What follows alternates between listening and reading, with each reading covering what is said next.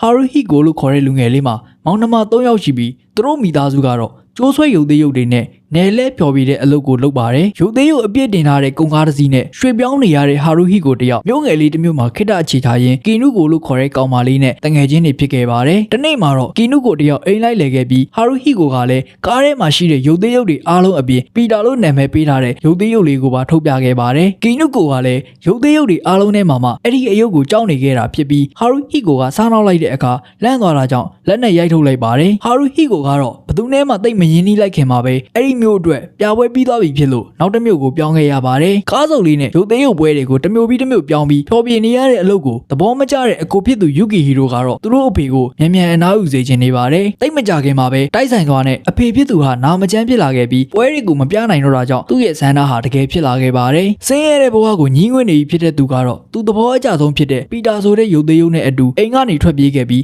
းတိတ်မကြခင်မှာပဲအဖေဖြစ်သူလည်းဆုံးသွားခဲ့ပါတယ်လက်ရှိမှာတော့ဟာရူဟီကိုတယောက်အဖေမရှိတော့တဲ့ကညီမဖြစ်သူနတ်ဆူမီကိုစောင့်ရှောက်နေရပြီးသူငငယ်ကမျိုးတစ်မျိုးမှာခင်မင်ခဲ့တဲ့ငယ်ချင်းကီနုကိုနဲ့လည်းရုတ်တရက်ပြန်ဆုံလိုက်ရပါတယ်ကီနုကိုကတော့တက္ကသိုလ်ပြီးလို့အလုပ်ရတာကြောင့်ဒီမျိုးကိုပြောင်းလာတာဖြစ်ပြီးငငယ်တွေကတန်ရောစင်ရှိတဲ့သူတို့နှစ်ယောက်လည်းတိတ်မကြခင်မှာပဲချစ်သူတွေဖြစ်သွားကြပါတယ်တနေ့မှာတော့စားတစောင်ရောက်လာခဲ့ပြီးအိမ်မယာပိုင်းနဲ့ချမ်းသာနေပြီဖြစ်တဲ့အကြီးဆုံးအကိုယူကီဟီရိုကသူတို့မောင်နှမနှစ်ယောက်ကိုအိမ်လာခဲ့ဖို့ဖိတ်လိုက်တာပဲဖြစ်ပါတယ်မောင်နှမနှစ်ယောက်လည်းအတူသွားခဲ့ပြီးစံအိမ်လိုကြီးတဲ့ဒီအိမ်ကြီးရဲ့အလိုအလျောက်ပွင့်သွားတဲ့တကားတွေနောက်မှာကျိုးတန်းလန်းနဲ့ရုပ်သေးရုပ်ပီတာကသူတို့ကိုဧကန်နေပါတယ်ကျသိန်းထောက်သွားတဲ့ဟာရူဟီကိုလည်းအကိုပြစ်သူကိုအော်ခေါ်ခဲ့ပြီးတိတ်မကြခင်မှာပဲရုပ်သေးရုပ်တွေလိုကြိုးပြစ်တက်ထားတဲ့ယူကီဟီရိုနဲ့သူ့မိသားစုကထွက်လာခဲ့ပါတယ်ဇနီးပြစ်သူစုမေရနဲ့သားပြစ်သူအာယာအိုတို့ကိုမိတ်ဆက်ပေးလိုက်ပေမဲ့အိပ်ပျော်နေတဲ့အာယာအိုကတော့ထူးဆန်းစွာပဲရုပ်သေးရုပ်တွေရဲ့ထိချုပ်မှုအောက်မှာအလိုအလျောက်လှုပ်ရှားနေပါတယ်ဒီအိမ်မှာရှိတဲ့အိမ်အကူတွေဟာလည်းရုပ်သေးရုပ်တွေဖြစ်ကြပြီးမိသားစုဝင်တွေအားလုံးကတော့ရုပ်သေးရုပ်တွေရဲ့အောက်မှာအလိုအလျောက်လှုပ်ရှားကြတာဖြစ်ပါတယ်ဟာရူဟီကိုလည်းနတ်ဆူမီနဲ့အတူမကြာခဏအိမ်သွားလေတဲ့ပြီးတနေ့မှာတော့နတ်ဆူမီကသူမကိုယ်တိုင်ဘဲလေးအကကားကျင်တာကြောင့်တခြားသူတွေလိုပဲသူမကိုလည်းကြိုးတွေနဲ့ထိန်းချုပ်ပေးဖို့ပြောလိုက်ပါ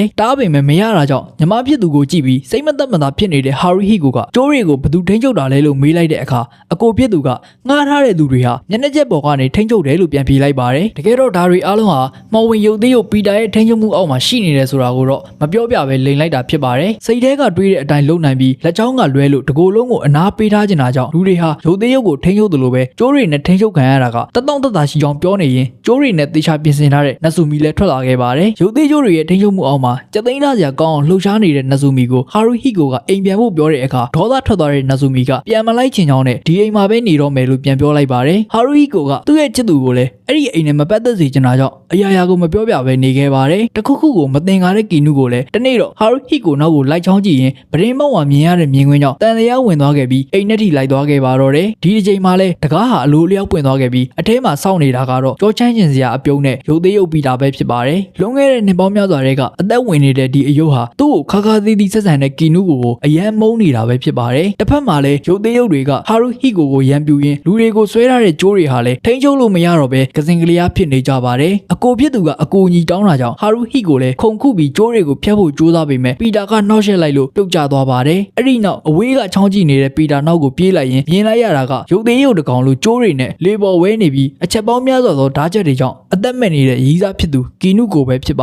တယ်ရုပ်သေးရုပ်ကလည်းအဲ့ဒီတမြောင်နဲ့ပဲတိုက်ခိုက်ခဲ့ပေမဲ့ချက်ကောင်းကိုကိုင်းမိသွားတာကြောင့်နံရံနဲ့ရိုက်ပြီးဖျက်ဆီးလိုက်ပါတယ်ဒီအယုတ်ပျက်စီးသွားတဲ့အခါရုပ်သေးကြိုးတွေကအလုံးမလုံးတော့တာကြောင့်ညီမဖြစ်သူနတ်ဆူမီကိုကယ်နိုင်ခဲ့ပေမဲ့ထူးဆန်းစွာပဲအကိုဖြစ်သူယူကီဟီရိုနဲ့မိသားစု3ယောက်ကတော့ရုပ်သေးရုပ်တွေဖြစ်သွားခဲ့ကြပါတယ်ဒါတွေဟာတကယ်ဖြစ်ခဲ့တယ်ဆိုတာတခြားသူတွေယုံကြည်ပါမလားသူတို့ကောရုပ်သေးရုပ်အဖြစ်ရှိနေမှာလားဘယ်တော့မှလူပြန်ဖြစ်တော့ဘူးလားဆိုတဲ့အတွေးတွေနဲ့ဇက်လန်းလေးကပြီးသွားပါတော့တယ်